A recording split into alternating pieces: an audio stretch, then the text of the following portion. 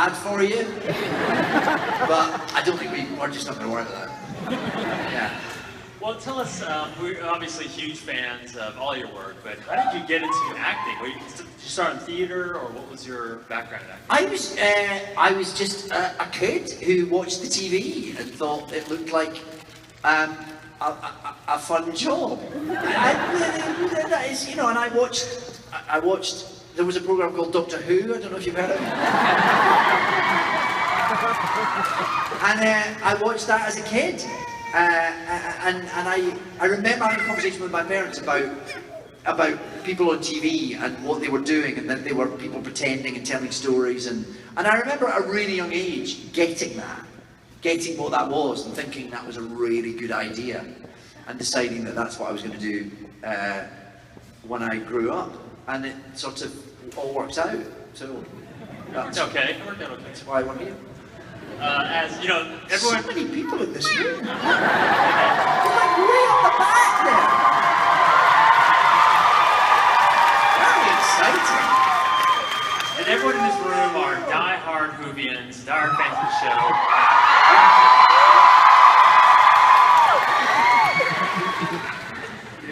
I think that worked like Broadchurch. Broadchurch. Yeah. Let's do this. Jessica Jones.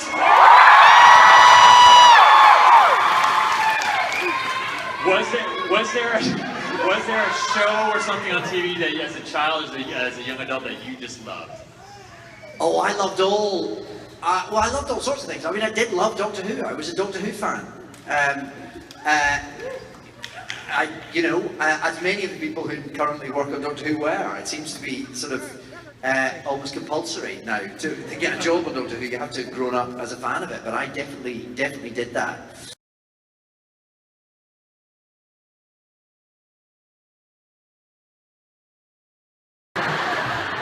That was me. It's gonna be a fun game for you today. I had blue eyes, but other than that, it was me. I had to wear, because Peter O'Toole was the old Casanova, and I was the young Casanova.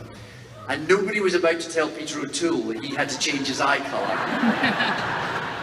As he had some of the most famous eyes in all movie history. So I had to wear these thick blue contact lenses for weeks. But other than that, it was me. Just in case they threw you off. What was I saying? Yes, that's right. So I was doing Casanova, and it was written by Russell T Davies, who at the same time was in the middle of putting together the reboot of Doctor Who, along with Julie Gardner, the executive producer, also of both shows. So Casanova ended up being my kind of audition for Doctor Who, although I was completely unaware of it at the time, because I didn't realise they were looking for anyone. Russell asked me round to his house in Manchester, which is where we've been filming Casanova, because he had a couple of rough cuts of the first series of Doctor Who, and he knew that I was a bit of a fan, and that I might want to see how the show was looking. So he invited me over and he showed me a rough cut of Rose, the first episode, and I was very excited. And then he showed me a really rough cut of Dalek, the first Dalek episode, without any special effects or anything, but you could tell it was all very exciting. And then they told me that they wanted me to take over. This is before the show had even transmitted, so that was the slightly weird bit. Because, they hadn't, would you take over and can you film a scene for the end of episode 13 kind of in about 10 minutes? It was a bit like that. Which was odd because the show hadn't been out yet, so you were thinking, well, what if I film a little bit for the end of episode 13? The show doesn't ever go again, and I'm the person that played the Doctor for 35 seconds. But I would probably still have got a Big Finish series out of it, so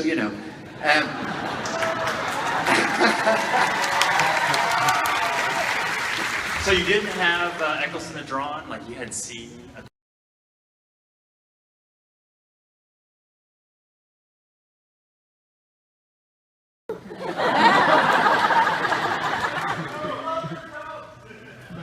No, thank you. I did always, one of the first things I said to Russell and Julie the very night they said, would you take over? Before I'd even said yes, I said, can I have a really long coat?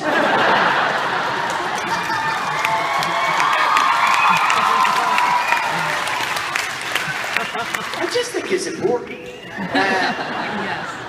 So yeah, the coat was kind of great. Made of a sofa covering, would you believe? So yeah, you know, so finding the costume and putting all that together, that's all about kind of the pressure of that, and it's all very exciting until you realise you've actually got to turn up and do it, and people have got to watch it, and you've got to not break it. That's the thing. When you're being sort of handed something that's been loved and cherished down the generations, and has been running on and off certainly, but it's been running on TV since 1963. You think, oh, please don't let me be the person that makes a mess of this. So it's the pressure of that. I mean, it's hugely exciting to be walked into the middle of something like that, but it is, you just, you know, you just want to get it right. You want your 8-year-old self to be proud of what you do. You know?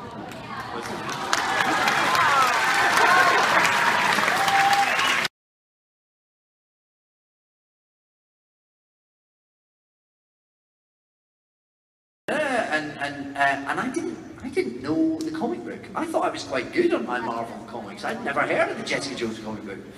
But I read it and thought, oh, this is juicy. Not one for the kids, I have to say. It's a slightly more grown-up version of the Marvel Universe. PG-13 at least, I would say. But it was a great story, it was a great character. I got to be a character from a comic book. My 8-year-old self was quite pleased with that as well. Although I haven't shown him Jessica Jones yet, that would be weird on so many levels. Yeah, you know, it was too exciting to turn down. With the fans that love your role as the 10th Doctor, were any of them in some way like mad that you played such a villainous role? Well, only if they were stupid.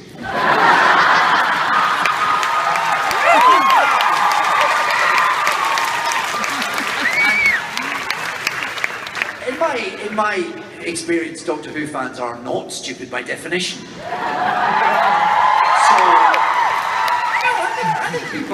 I think people understand that, you know, actors play different roles, and that's part of what you do, and you know. Just because you played a good guy doesn't necessarily mean you're a good guy.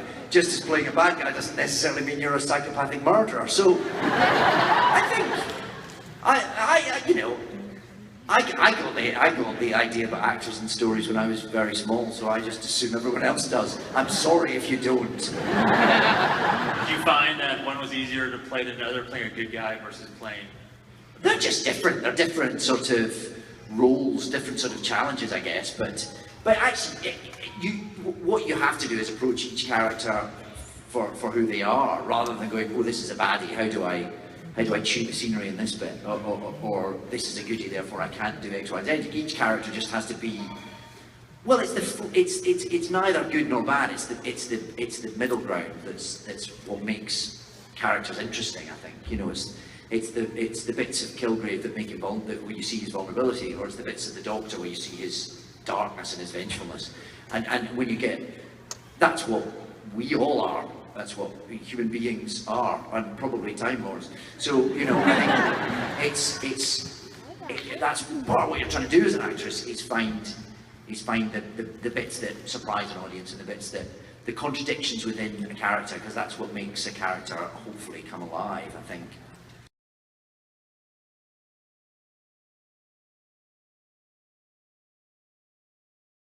Room is bigger than the whole convention centre, and it's got a gym, and it's got a playing field, and Starbucks, dozen Starbucks. So that's how it works. It's a door in from dimension to dimension. You knew that. I'm just explaining to the rest of them. Good question. Good question.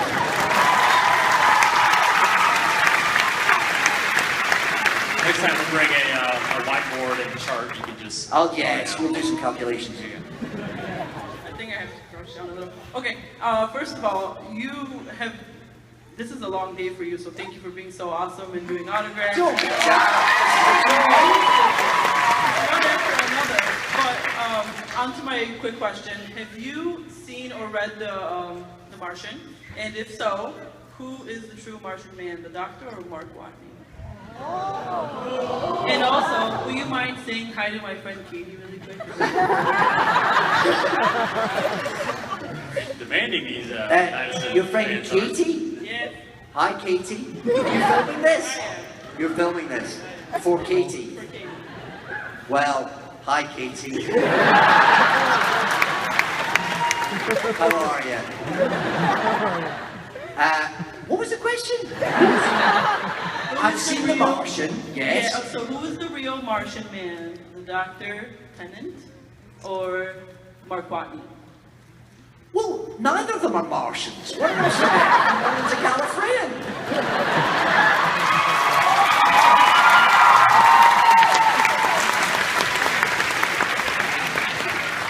All right.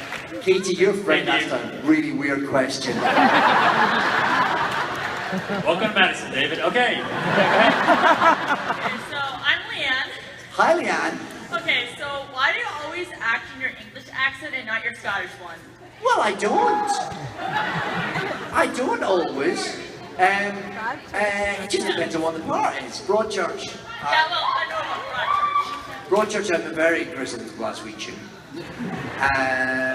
I sort of, it's kind of half and half, I suppose. The Doctor Who thing was absolutely what Russell imagined. He wanted a sort of, and that.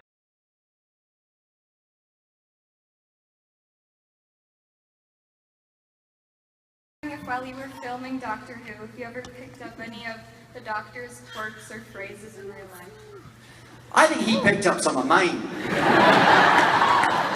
It's one of those parts that inevitably it has sort of echoes of whoever's doing it. I think it's sort of got to, because it's a bit of a blank canvas, so you kind of come to it and you kind of got to make your own impression. You've got to sort of give it your own spin.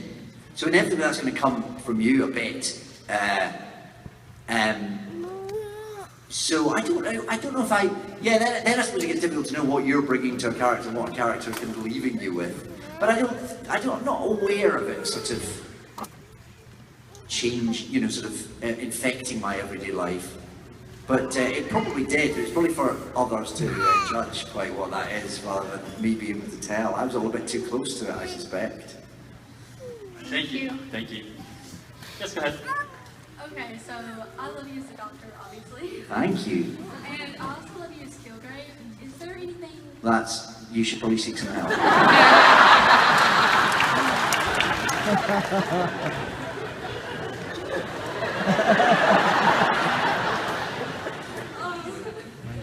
Is there anything... I know you and John Barrowman had a lot of fun on the set of Doctor Who. Was there anything like that kind of happened on the set of Jessica Jones? What are you referring to with me and John Barrowman? What has he said now? Like, I don't know, I've seen several videos of you two, like, I just...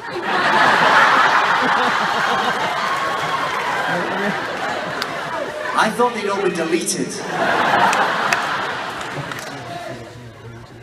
I mean... Isn't it brilliant that John Barrowman, now you just say his name and it sounds like a double entendre? How did he manage to make that happen across the world? Sorry. Any shenanigans on Jessica Jones? Shenanigans. Let me think. I can't think of what shenanigans there were. Certainly very little I'm willing to admit to in public. It was great fun filming that because there's something very seductive about having that power. Because you can sort of, as a human being, you kind of think, wouldn't that be amazing? If everything you requested just happened. And actually filming those scenes was sort of a bit intoxicating. Because you'd be doing these scenes, you'd be going, throw coffee in your face, do this, do that, bring me that, stand upside down. shoot yourself in the head. And whatever you said, it just happened in the room around you. And that was quite sort of, oh yeah, and then of course they'd shout cut and it stopped.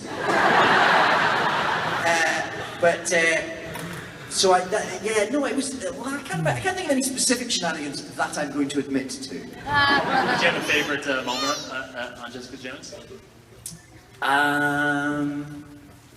Oh, there's lots. I like the whole episode that's set in the containment centre. I love that. I think it's such a great bit of writing.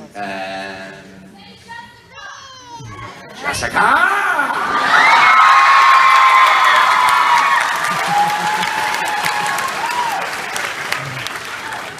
We should have brought you earplugs. Yeah, it's alright. Let's go here. Oh, beautiful dress. Yes, go ahead. Thanks. So, do you believe that everything you see actually exists?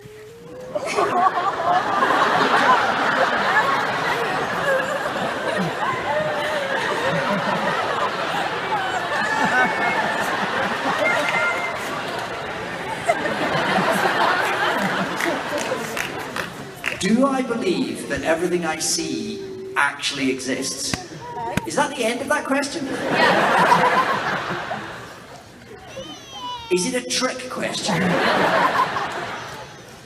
If I say yes, are you going to prove that I'm misled? So, is this all a dream? Oh, I hope not. Well, if it is a dream, it feels quite real. But how do you know it's real? So then, when you're in the middle of a dream, if it's vivid, then it's as valid an experience until it stops as anything else. So